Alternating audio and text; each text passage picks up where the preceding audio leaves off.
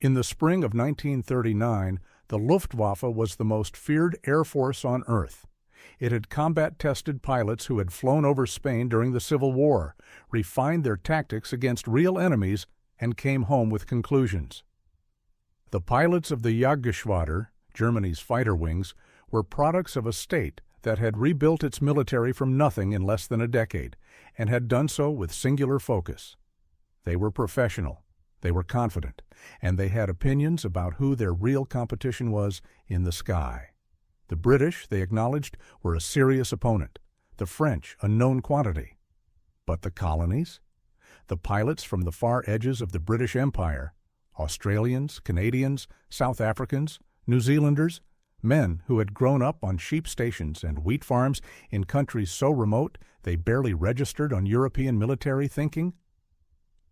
The institutional assumption, rarely stated out loud but consistently present in the way the war was planned and discussed, was that Empire pilots were a supplement, a reserve, useful for numbers, not for quality. That assumption had a specific cost, and it was paid in full by the summer of 1940. Because the first pilot to become an ace in the entire Royal Air Force during the Second World War, the first man to reach 5 confirmed aerial kills, the first recipient of the Distinguished Flying Cross, the pilot who set the standard against which every RAF fighter pilot in the war's opening year would be measured, was not an Englishman. He was not a veteran of any pre-war European theater. He was a 21-year-old clerk's son from Hastings, New Zealand, a coastal town on the North Island that the vast majority of Europeans could not have placed on a map under any pressure. His name was Edgar James Kain. Everyone who knew him called him Cobber, and the Luftwaffe had no idea he was coming. Edgar Kain was born on June 27, 1918, into a country that had been sending its young men to die in WWII British wars for a generation. New Zealand had lost more men per capita in the First World War than almost any other nation in the conflict. The country knew what it meant to send people to the other side of the world to fight. It did not, in 1918, know what it meant to send them through the air. Kain's father ran a warehousing business in Hastings. The family was ordinary in the ways that matter, stable, working, grounded in the practical rhythms of provincial New Zealand life. Edgar played rugby and cricket. He ran track. He was, by the accounts of people who knew him at the time, not particularly interested in sitting still in a classroom. He attended Christ's College in Christchurch for a period, a school situated near the Wagram Aerodrome, where Royal New Zealand Air Force pilots conducted their training flights. This proximity was not incidental. Kain could watch those aircraft from the school grounds. He watched them with the particular attention of someone deciding something. By 1936, he had made the decision. He joined the Wellington Aero Club and secured his private pilot's license at Wagram. He was 17. He had no military training, no connections to anyone in the RAF, and no government program waiting to take him anywhere. What he had was a license, a determination to fly for the Royal Air Force, and the means to get himself to England. He paid his own passage. This point is worth sitting with for a moment because it says something precise about the man before the war had shaped him into anything. There was no Empire Air Training Scheme yet. That agreement between Britain, Australia, Canada, and New Zealand would not be signed until December 1939, 3 months after the war began. There was no established pipeline for colonial pilots to the RAF in 1936. The route Kain took was the one individuals carved for themselves. Apply, demonstrate competence, get accepted, and find a way there. He applied for a short-term commission in the Royal Air Force. He was accepted. He got on a ship. He arrived in England in 1936 and began his formal training. By November 1937, his training was complete, and he was posted to No. 73 Squadron at RAF Digby in Lincolnshire. The squadron was flying Gloucester Gladiators, biplanes, fabric-covered, a design philosophy that belonged more to the First World War than to the conflict that was already forming on the continent. Kain adapted to the Gladiator, developed his aerobatic skills, flew in the Empire Air Day public demonstrations in May 1938. He was good, noticeably good. The nickname came from the squadron partly to distinguish him from another New Zealander in the unit, a distant relative named Derek Kain, and partly because it simply fit. Cobber, New Zealand slang for mate, for pal, for the person you'd trust. He was, by every account, genuinely liked. Not performed at or tolerated, but actually liked, the kind of person a squadron absorbs as its own. He was tall and rangy and 20 years old and flying military aircraft over England, and by his own behavior he gave every impression of finding this entirely reasonable. In the summer of 1938, the squadron began converting to the Hawker Hurricane. The transition from a biplane to a monoplane with an enclosed cockpit and a Rolls-Royce Merlin engine was not trivial. Kain, testing the Hurricane's limits in a high-speed dive, damaged his aircraft and was formally reprimanded. This detail appears in the record not as a mark against him, but as an early indicator of something that would define every engagement he flew in France. He was always pushing to find where the machine ended and where he had to begin compensating. His probationary period with 73 Squadron was confirmed permanent on December 21, 1937. He was 19. He had been in England for a year. The country he had left was 11,000 miles away, and the war that would define his life was not yet 2 years from breaking. By September 1939, number 73, Squadron was operational on Hurricanes and stationed at RAF Digby. On September 3rd, Britain declared war on Germany. 5 days later, the squadron was told to prepare for deployment. On September 8, 1939, the pilots and ground crew of No. 73 Squadron were transported to Le Havre-Octeville Aerodrome in France, where they were to serve as fighter cover for the British Expeditionary Force. Cobber Kain was 21 years old. He had never fired his guns in combat. He had never seen an enemy aircraft up close.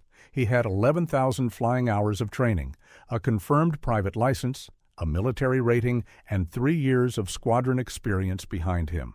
By the standards of what was coming, he was as prepared as anyone in the RAF. The squadron moved inland through October, eventually settling at an airfield at Rouvres, near the Franco-German border. They dug in. They flew patrols. They watched the sky. And for a while, weeks that stretched and blurred into each other through the Yassi autumn and into winter, nothing came. The period the press would later call the Phoney War settled over the Western Front like a held breath. Both sides were present. Both sides were watching. The guns were loaded. The aircraft were fueled and ready on the grass. The waiting is its own kind of test, and not everyone passes it. Rouvres was not a glamorous posting. The airfield sat in the flat farm country of the Meuse department, a few kilometers from the Franco-German border, close enough to the front that the sound of artillery was occasionally audible on still nights. The village itself was small, unremarkable, the kind of place that exists on maps, primarily because roads cross there. The officers of No. 73 Squadron ate their meals in the ground floor of the local mairie. The airmen's mess was set up in a room at the back of a café on the Grand Rue. The ground crews worked on aircraft in the open, then retreated to underground shelters when the weather turned, which in northeastern France in October 1939 was often. The Hurricanes sat dispersed across the grass, fueled and armed, waiting. This is the part of the war that rarely appears in the histories, or appears only as preface. A few sentences acknowledging that things were quiet before they weren't. But the Phoney War, which lasted from September 1939 until the German offensive opened in May 1940, was not simply an absence of events.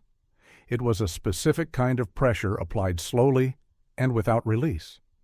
The men of 73 Squadron flew patrols along the Maginot Line, the vast fortified barrier France had constructed along its eastern border with Germany. They flew in formation. They watched the sky. They landed. They filed reports. They flew again. The Luftwaffe was not idle during this period. It was probing.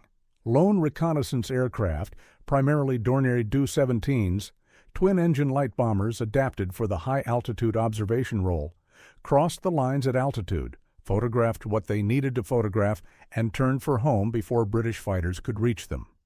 The encounters were brief, high, often inconclusive. The Dorniers flew in the mid to upper 20s of thousands of feet. The Hurricane's performance at extreme altitude was not unlimited. Closing on a fast reconnaissance aircraft that had a head start and no intention of fighting required a specific combination of timing, positioning, and engine management that took time to learn under actual conditions. The RAF's tactical doctrine made none of this easier. Pre-war fighter command had settled on a series of formal attack patterns, numbered maneuvers called fighting area attacks, in which fighters approached enemy aircraft in tight, rigid formations.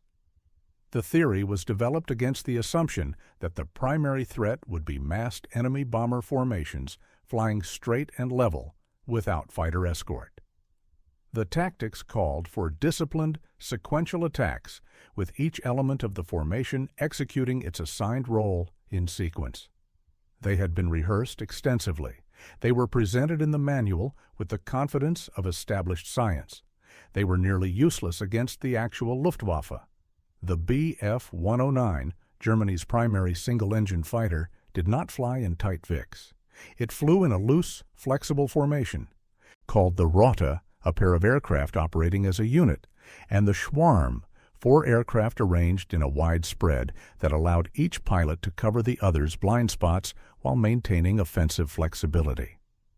The 109's pilots had developed these tactics in Spain against real opponents under combat conditions.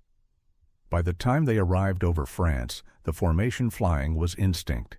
The RAF's pilots arrived with a manual. This mismatch was not a secret within the squadrons themselves.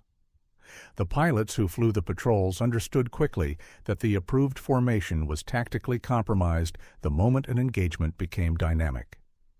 But the doctrine came from above, and changing doctrine during wartime requires a level of institutional momentum that rarely builds quickly enough to matter in the short term.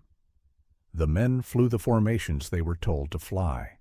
They adapted where they could within the margins they were given, and they waited for the contact that would show them, concretely, at altitude, at speed, exactly what worked and what didn't.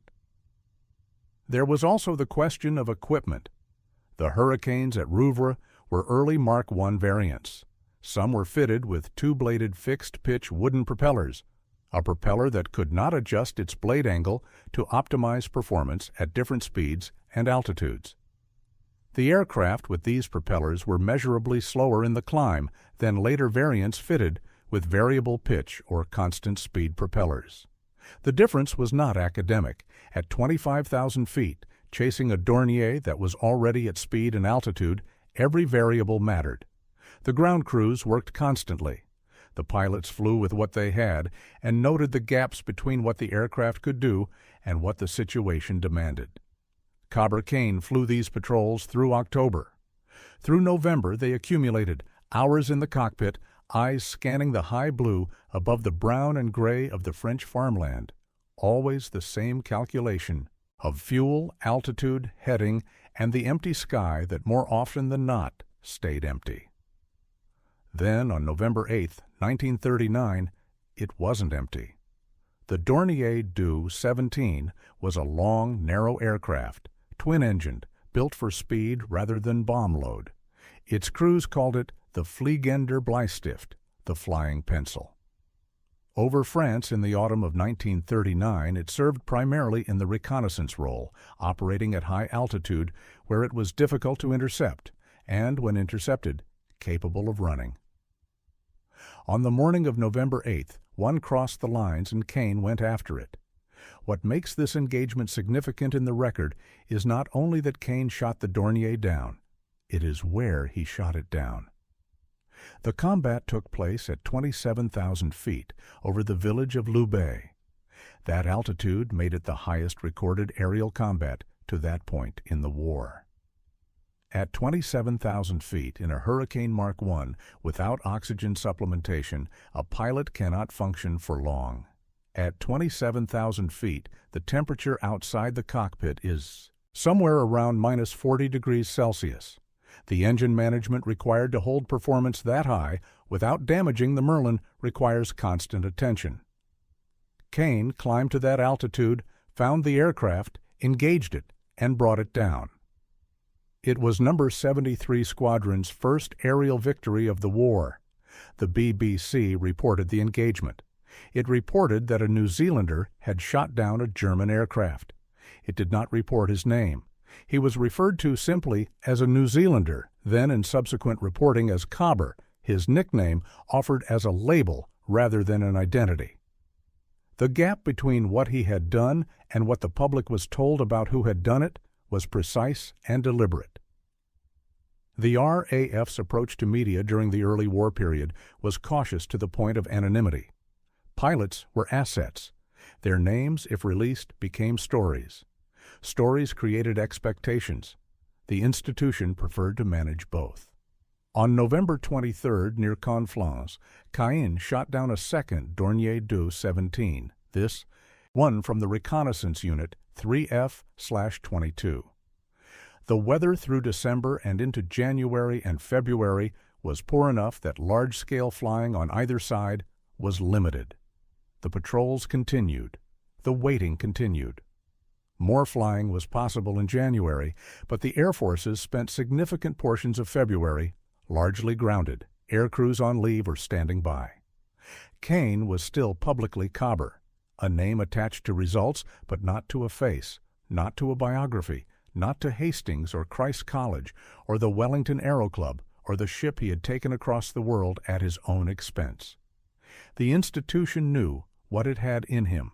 His kill count spoke for itself within the squadron, within the Advanced Air Striking Forces command structure. But the broader public, the British newspapers, and the BBC listeners knew only the outline. A colonial pilot. A New Zealander. Some fellow called Cobber. The winter held. Both sides sat behind their lines and waited for the ground to firm and the skies to clear. March 1st, 1940 arrived. The weather broke. What happened in the 26 days that followed would strip away the anonymity, establish Kain's name in newspapers across Britain and the Dominions, earn him the Distinguished Flying Cross, and make him the first ace the RAF produced in the entire Second World War. It would also, on two separate occasions within the same month, come within a margin of killing him that had nothing to do with the quality of his flying and everything to do with the arithmetic of combat at high altitude over enemy territory. The Luftwaffe had been watching the skies over France all winter. They were about to find out what they had been watching. Then, on March 1st, 1940, the weather over northeastern France cleared for the first time in weeks. It did not stay quiet for long. Within 24 hours of conditions improving, the air over the Franco-German border was active again. Reconnaissance aircraft probing, fighter patrols responding, the machinery of the air war resuming after its winter suspension, as though both sides had simply been waiting for the same forecast. For the pilots of No. 73 Squadron at Rouvres, the return of flyable weather meant the return of operational tempo. Patrols resumed. The Maginot Line stretched below them again, its fortifications visible from altitude as geometric interruptions in the landscape.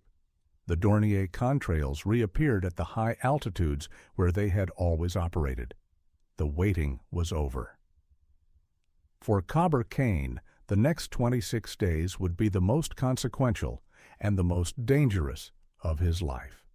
On March 2nd, Kain was airborne when intelligence identified a formation of Heinkel. He-111 bombers crossing the lines. He went after them. During the pursuit, two Messerschmitt Bf-109s intercepted him. Not an unusual situation, since German bomber formations by this stage of the war operated with fighter escort, precisely to engage RAF pilots who came up after the bombers. What followed was not a textbook engagement. It was the kind of fight that gets decided by margins of seconds and meters. Kain destroyed the first Bf-109. Confirmed, it went down. The second Bf-109 attacked him before he could reposition. A cannon shell hit his Hurricane's engine. The Merlin, which had been pulling him through the sky at operational power, stopped delivering that power. Over German lines. At 20,000 feet, what Kain did next is documented in the after-action record and requires no embellishment.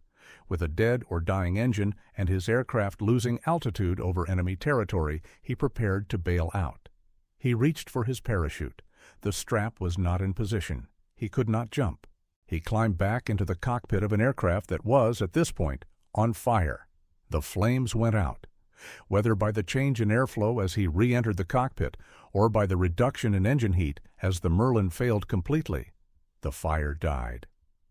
What remained was a Hurricane with no functioning engine, a pilot with no working parachute, and 30 miles of French territory between him and the nearest airfield at Metz. At 20,000 feet, a Hurricane without power is a glider with a very particular set of aerodynamic characteristics. It loses altitude, it cannot climb, it cannot accelerate, and it cannot sustain level flight indefinitely. Kain had altitude and airspeed and no other options. He glided 30 miles, from 20,000 feet, over the Franco-German border, over French farmland, over towns and roads that from that altitude looked indifferent to whatever was happening above them. He reached Metz Aerodrome. He landed. The Hurricane, by the account of those who saw it on the ground, was a wreck, a machine that had been pushed past what machines are meant to absorb and had nothing left to give. Kain was flown back to Rouvres that evening in a Bristol Blenheim.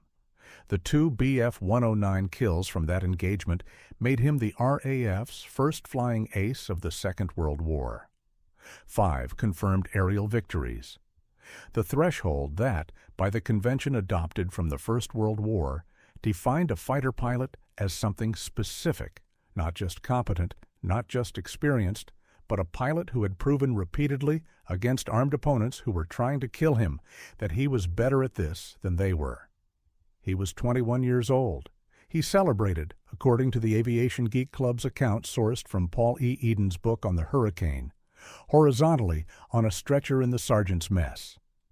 The BBC reported the engagement. He was still not named. A New Zealander. Cobber. The institution's caution around pilot identities had not changed. The man who had just become the RAF's first ace of the war went to sleep without his name appearing in a single public record. The Distinguished Flying Cross citation, when it was eventually published in the London Gazette, described a separate action, one that illustrated precisely the category of pilot Kain had become by March 1940. The citation read that while on patrol with another aircraft, Flying Officer Kain sighted 7 enemy aircraft approximately 5,000 feet above him and gave chase well into Germany, where he was attacked from behind by an enemy fighter. He destroyed that fighter despite being outnumbered and outpositioned at the start of the engagement. 7 enemy aircraft above him. Into Germany. Attacked from behind. The DFC is awarded for acts of valor, courage, or devotion to duty performed whilst flying in active operations against the enemy. By March 1940, Kain had provided the RAF with several qualifying occasions to choose from. The wounds from his most recent engagement kept him off flying duties for a matter of days. Then he was back on the roster. March 26, 1940. 24 days after the Metz glide, Kain was airborne again over the border region when he engaged in another multi-aircraft fight. What he came back with this time was not a wrecked Hurricane and a dead engine. It was shell splinters in his left leg, a bullet-grazed left hand, burns to his face. He had bailed out over the engagement area and landed in no man's land, the ambiguous strip of ground between the opposing lines where neither side held clear authority and where a downed pilot of any nationality could expect an uncertain reception from whoever found him first. He made his way to a nearby village on foot. He encountered French soldiers. The record notes that he had to satisfy them as to his nationality before they would treat him, a detail that is easy to pass over and worth pausing on. A man with burns on his face and metal in his leg, speaking English with a New Zealand accent.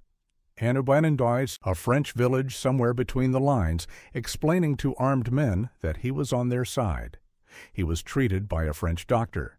He was driven back to Rouvres in a staff car that evening.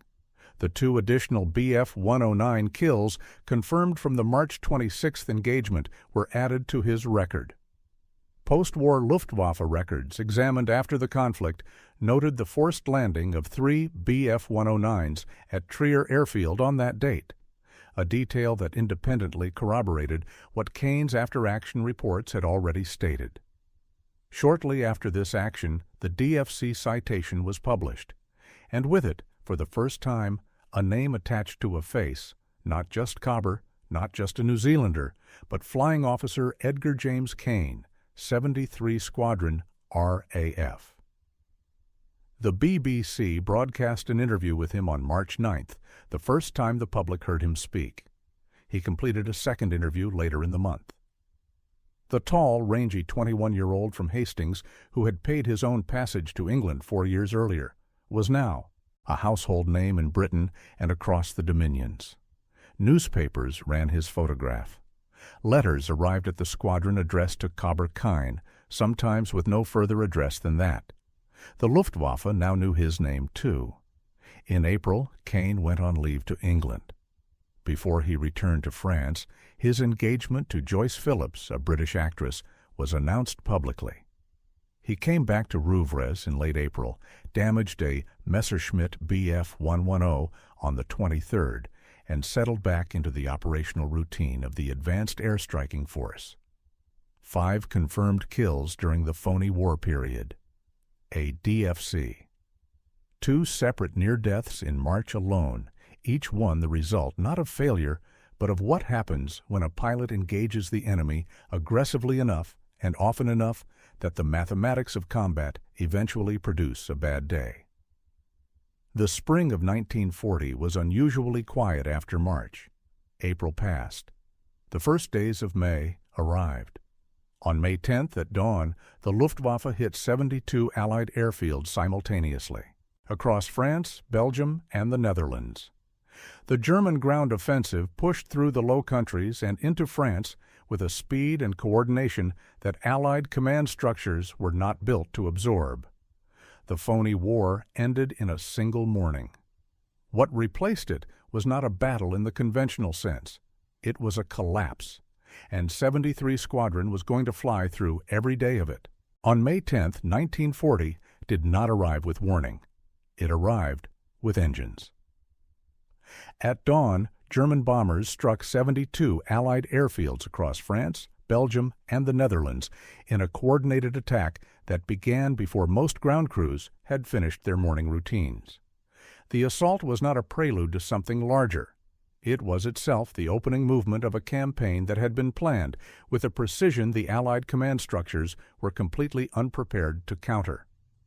The Wehrmacht pushed through the Ardennes, terrain the French had assessed as impassable for armored columns and had therefore defended lightly, while simultaneously driving through Belgium and the Netherlands with speed that fractured the Allied response before it could organize into coherence. For the RAF Advanced Air Striking Force in France, May 10th meant one thing immediately and practically: fly. As many sorties as aircraft and pilots could sustain. Cover the Allied airfields, intercept the bombers, protect what could still be protected. At Rouvres, 273 Squadron Hurricanes were airborne within the first hour of the offensive, attacking German bombers over the airfield itself. The tempo that had defined the Phoney War, the slow patrols, the occasional high-altitude interception, the long stretches of waiting, was gone, replaced overnight by something the RAF's planning had acknowledged in theory but had not fully experienced in practice: continuous, sustained aerial combat against a numerically superior enemy over ground that was actively being lost beneath them. Cobber Kain flew that morning. He flew that afternoon. He flew the next day, and the day after that. In the 10 days following May 10th, Kain destroyed 5 more German aircraft. The pace of these engagements bears examination because it is easy to read kill numbers as a kind of scorecard abstracted from what actually produced them. Each of those 5 aircraft required Kain to locate a target in a crowded and chaotic sky, close to firing range against a pilot who was also armed and also maneuvering, fire accurately enough to cause fatal damage to the airframe or its crew, and then disengage without being shot down himself, while managing fuel, ammunition, radio communication, positional awareness, and the fundamental physiological demands of high-G maneuvering in an unpressurized cockpit at altitude. He did this repeatedly over consecutive days, with diminishing rest between sorties. On May 15th, he shot down a Dornier 17 in a head-on attack. The record notes that the German crew was seen to bail out during the pass itself, meaning the closing speed between the 2 aircraft at the moment of firing was the combined velocity of both, head-on, and the attack was accurate enough at that geometry to force the crew out of the aircraft before it had finished going down. This is not a detail that appears in the record to impress. It appears because it is what happened, and what it describes is a pilot, who by this point in the campaign had moved beyond the hesitations of early combat into something more deliberate and considerably more dangerous to the people on the other side of his gun sight. By this time, the squadron was no longer at Rouvres. The retreat had begun. This is the part of the Battle of France that the subsequent history of 1940 tends to compress into transition, the period between the German offensive opening and the evacuation at Dunkirk, treated primarily as context for what came next. For the men of 73 Squadron, it was not context. It was their operational reality, day by day, airfield by airfield. As German armored columns advanced and overran positions on the ground, the squadron retreated westward, Rouvres to Reims-Champagne, Reims to Villeneuve-le-Vertou, then Gay.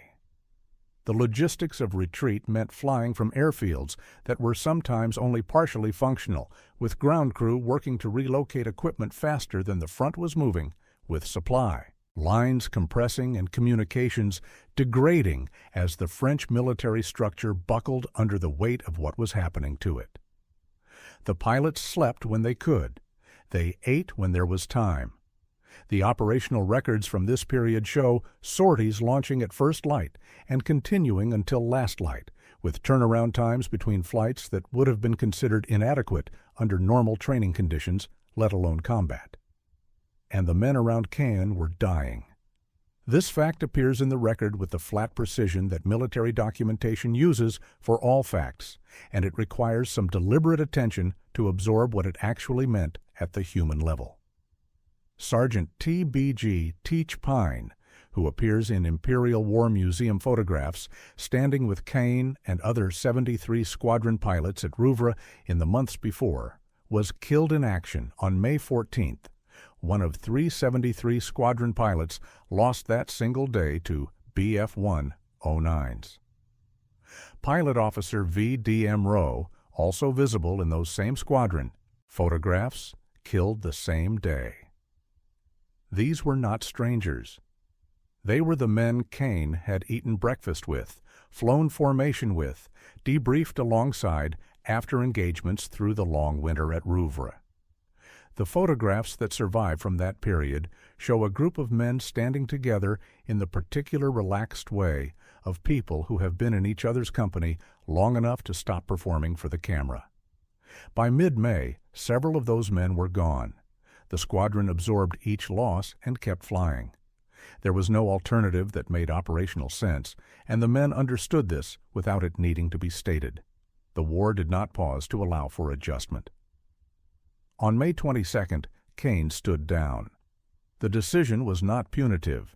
It was the recognition by the squadron's command that a pilot who had been flying at the intensity Kain had maintained since May 10th, who had accumulated the combat hours and the physical and psychological load that came with them, was approaching a threshold past which continued flying became a liability rather than an asset. The RAF had limited mechanisms for managing this in the early war period. The understanding of operational fatigue, of what sustained combat stress does to judgment and reaction time, was less developed institutionally than it would later become. But the basic observation was available to any squadron commander with eyes. Kain was exhausted. He was sent back to England. He was there for 3 days. On May 25th, he was ordered to report back to 73 Squadron immediately. The conditions in France had deteriorated to the point where experienced pilots could not be held in reserve regardless of their condition. He and another pilot were recalled and returned to France. They were placed briefly on administrative duties upon arrival. And then Kain was back in a hurricane on May 25th, shooting down a Dornier 17 before his aircraft was damaged badly enough to force an emergency landing. 2 days later, on May 27th, he was airborne again.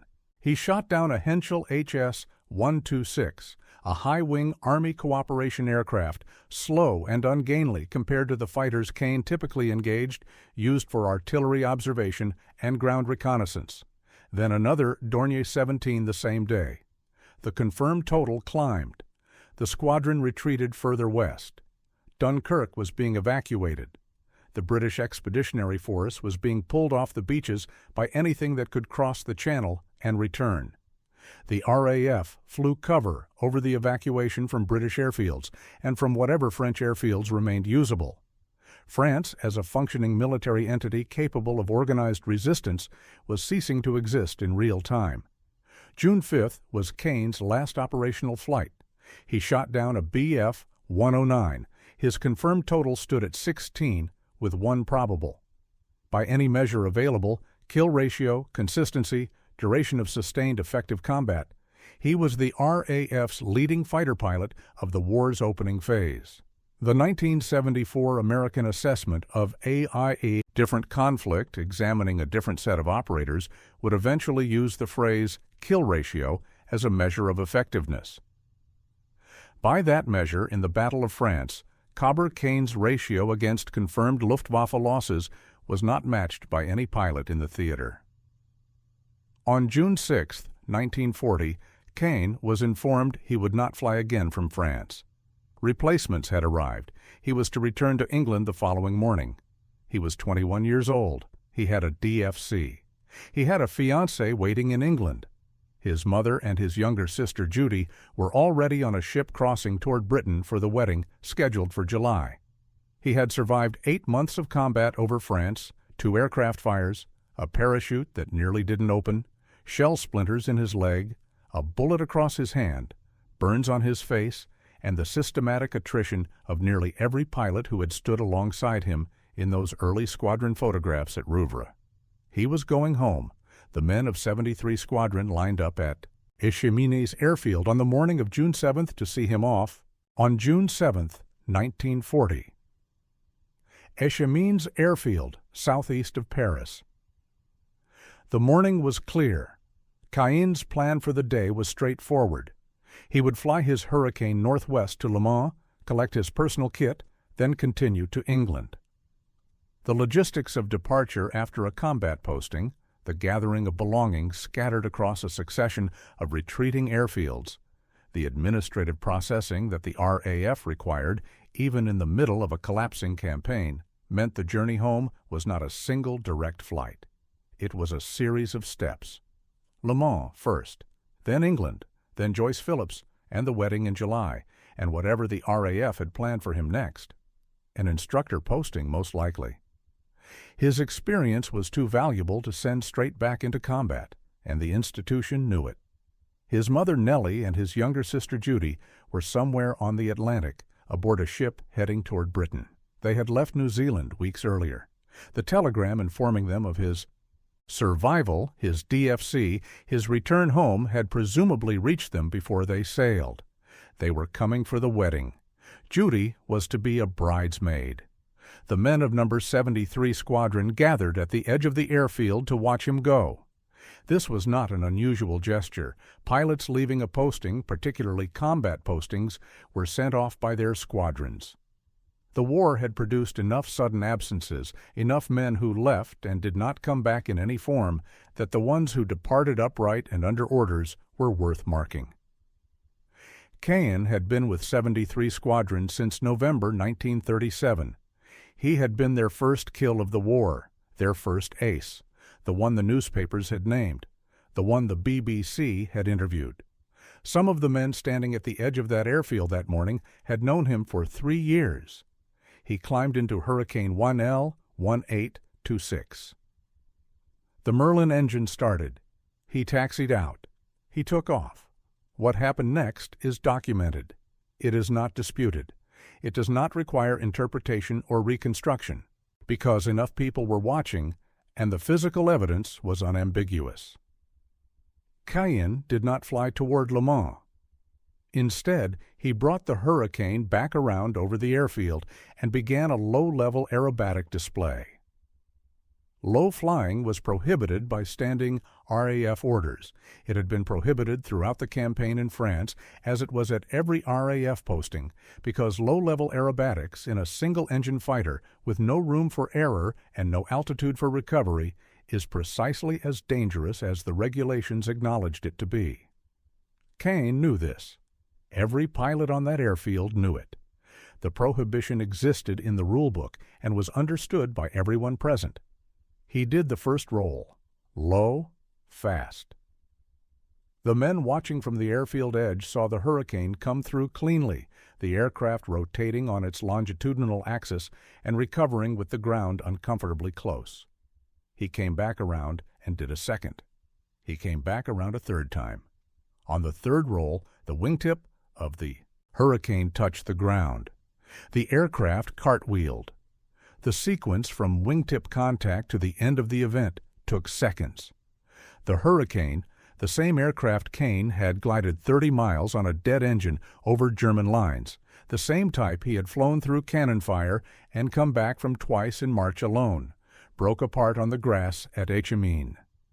Edgar James Kain was thrown from the cockpit and struck the ground 27 meters in front of the wreckage. The aircraft exploded behind him. He was pronounced dead. He was 21 years old. He had 11 days remaining before his birthday. The RAF's initial casualty notification recorded him as killed in action. This was later amended. The formal record was corrected to killed on active service, a distinction that the RAF's administrative system required and that had no meaningful weight for anyone who knew him. He had not been shot down. He had not been caught by a Bf-109 at altitude over the lines. He had been killed on a clear morning over a friendly airfield by an aerobatic maneuver performed below the minimum safe altitude, with the war still ongoing and England one short flight away. The BBC reported his death on May 10th, an error in the initial broadcast, later corrected. When the RAF published its casualty lists, the date was correctly recorded as June 7, 1940. He was buried initially at Troy Cemetery on June 8. After the war, his remains were moved to the Commonwealth War Graves Commission's Choloi War Cemetery near Nancy, where they remain. The notifications moved through official channels with the speed that wartime bureaucracy managed when it was functioning. A telegram reached his parents within 2 days. His mother and sister Judy were still at sea when the news broke publicly. They continued to England regardless. There was nothing to return to in New Zealand that the journey could address, and the practical arrangements required someone from the family to be present. On September 4, 1940, King George VI received Nellie Kain and Judy Kain in a private ceremony at Buckingham Palace. He presented Nellie with her son's Distinguished Flying Cross. Judy, by then, had joined the Women's Auxiliary Air Force. She wore her WAAF uniform to the palace. Joyce Phillips, the woman Kain had intended to marry in July, joined the WAAF as well. The war continued to absorb the people left behind by the people it had taken. The DFC citation that George VI placed in Nellie Kain's hands described a pilot who had sighted 7 enemy aircraft 5,000 feet above him and pursued them into Germany, who had been attacked from behind and destroyed his attacker, who had demonstrated in engagement after engagement across 8 months of combat a quality that military citations describe as valor, but that the men who flew with him would probably have described more plainly as the particular combination of skill and aggression that makes a fighter pilot genuinely dangerous to the enemy rather than merely present in the sky. The record of what Kain accomplished between November 1939 and June 1940 is not contested. 16 confirmed aerial victories, 1 probable, across the most compressed and brutal period of air combat the RAF experienced in the war's opening phase. First Ace, first DFC recipient. These are not honorifics assigned in retrospect to inflate a story. They are the first entries in a ledger that the RAF kept with institutional precision and that historians have examined against German records with the post-war access that confirms or revises wartime claims.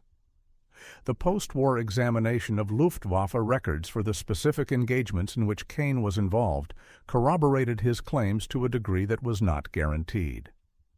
The forced landings of Bf-109s at Trier on March 26th. The bomber losses that correspond to his confirmed kills. The German records did not contradict the RAF's accounting. They supported it. He flew 17 operational months. He never flew in the Battle of Britain, which began in July 1940, and would define the RAF's public identity for the rest of the war and for most of the century that followed. The names attached to that battle, the Spitfire pilots, the sector stations, the scrambles from Biggin Hill and Hornchurch, accumulated into a narrative so dominant that the Battle of France and the men who fought it receded in proportion. Kain had been dead for 3 weeks when the Battle of Britain officially began.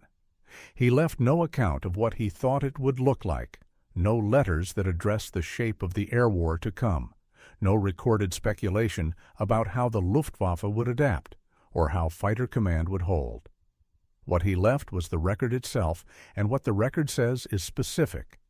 When the RAF needed to find out what its pilots were capable of before the Spitfire squadrons were the story, before the radar network and the doubting system became the celebrated architecture of British survival, a 21-year-old from Hastings, New Zealand, who had paid his own way to England, who flew inside a tactical doctrine that was demonstrably inferior to what he was flying against, who was wounded twice and nearly killed by his own unclipped parachute and still climbed back into the cockpit, was the best fighter pilot the RAF had in France. Not the best colonial pilot, the best pilot. The assumption that had hung over the colonial squadrons in the spring of 1939, that men from the edges of the empire were a supplement, a reserve, useful for numbers rather than quality, met its specific refutation not in a speech or a policy change or a newspaper editorial. It met it in the operational records of No. 73 Squadron RAF, compiled at muddy airfields across northeastern France between November 1939 and June 1940, corroborated by the German records examined after the war was over, and summarized in the entry that the RAF's own accounting produced. First Ace, first DFC, 16 confirmed kills. The Luftwaffe had been watching the skies over France all winter, looking for serious opposition. They had been looking at Cobber Kain. They just hadn't known his name yet.